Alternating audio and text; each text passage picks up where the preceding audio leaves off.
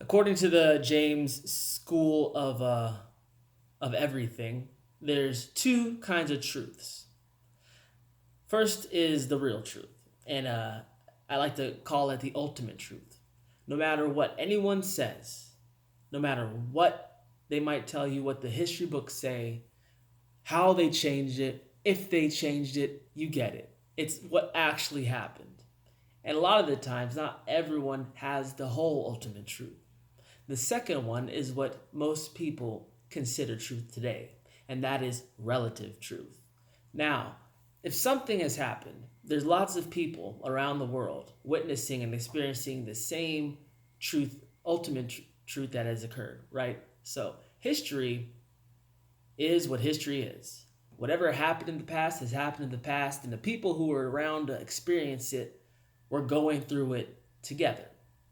Now, while the same things happened to all the people who were there to experience it, they all didn't see it from the same lens, the same context, the same perspective, right? Someone who's experiencing the Great Depression in Brooklyn might might be digesting the situation and the information a little differently than someone who lived in Japan at the time. Totally different things going on in the world, totally different situations, living conditions, what have you. You get it.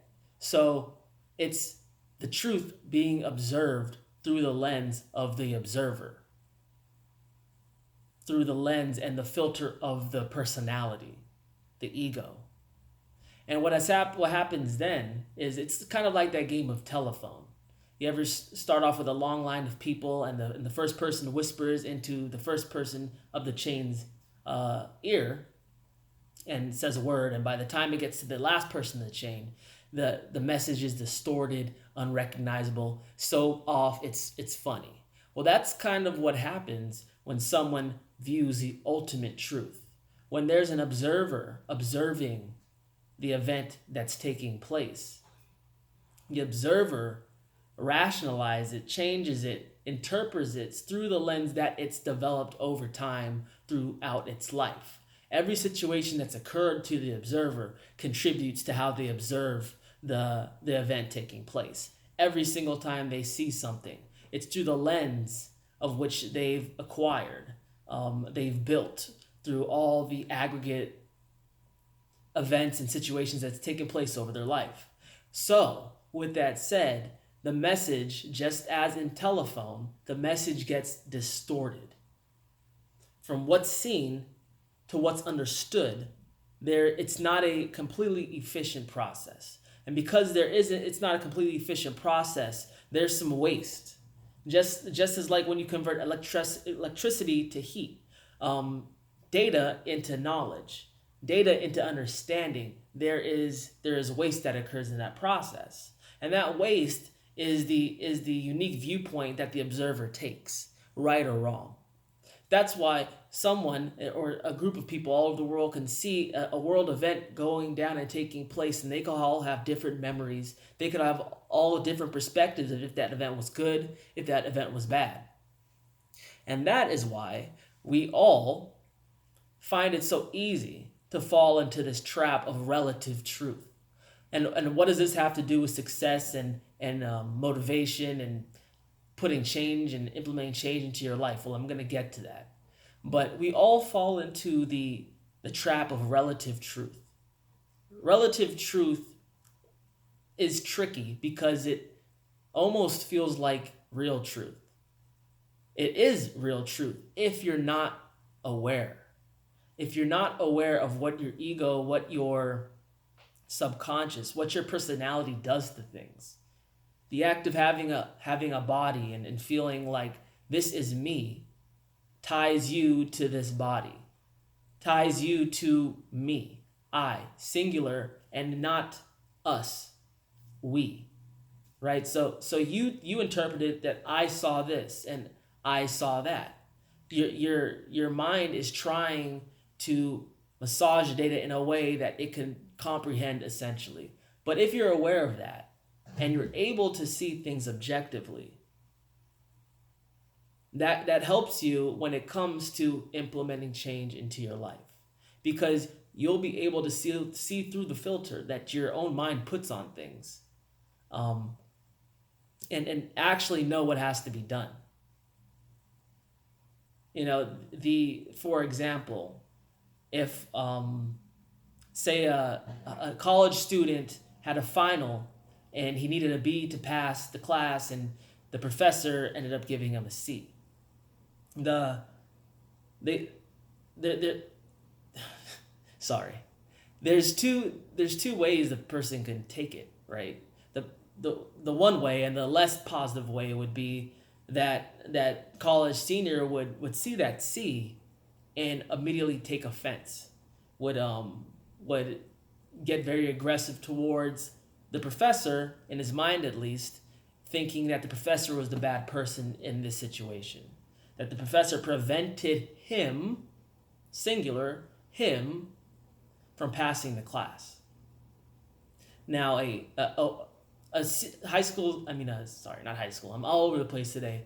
A college senior who was aware, and this awareness takes a sense of maturity, but was aware of how his ego filters information and triggers his feelings, makes him feel, and was able to set that aside, table that initial pull, that distraction, and really view the situation for how it really is.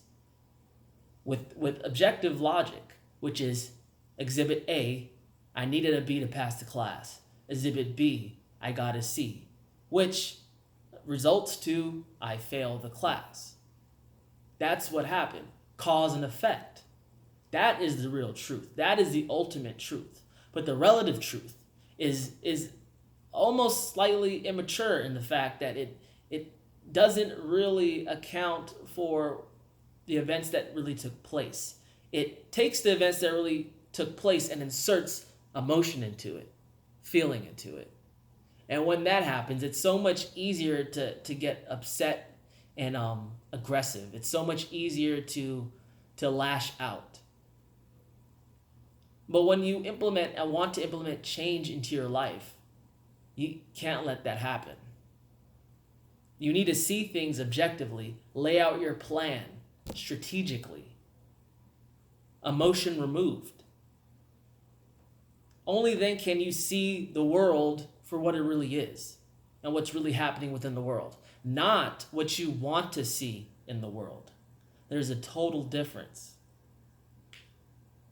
You got to remove and find a way to remove that sense of self, essentially. That sense, that thing in you that just wants to get upset and angry and or react.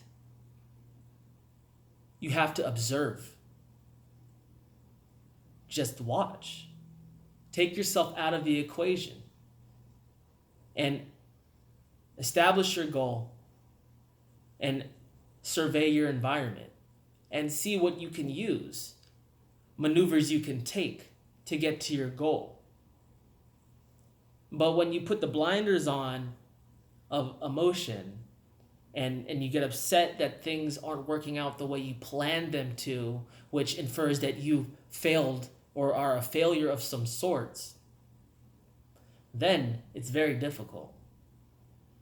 Because you're not only trying to maneuver in a uncertain and liquid environment to get to the ultimate thing of which you desire, but you're also fighting yourself in the process. And that is not conducive to implementing change, to achieving the things you want. They say that, power is to be able to control others, but true power is the ability to control yourself. And you would not believe what this simple thing can do for you when it comes to planning long term. Because most and the majority of people don't plan long term.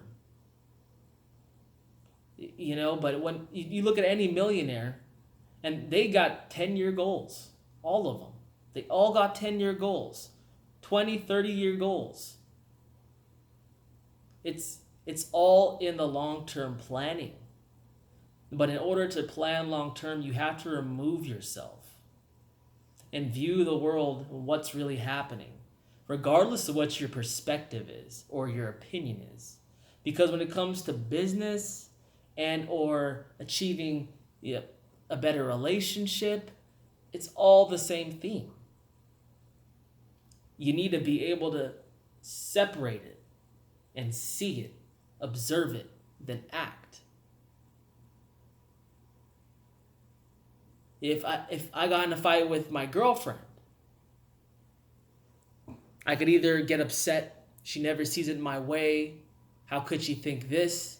Or I could put myself in her shoes, remove my initial feelings, and consider it. And almost every time that calculated approach yields better results. Because the relative truth is not the ultimate truth, no matter how bad you want it to be. That's all I got, guys. All right. Like, subscribe, comment, anything else you want to do. Thank you for listening. Talk to you guys later. Bye.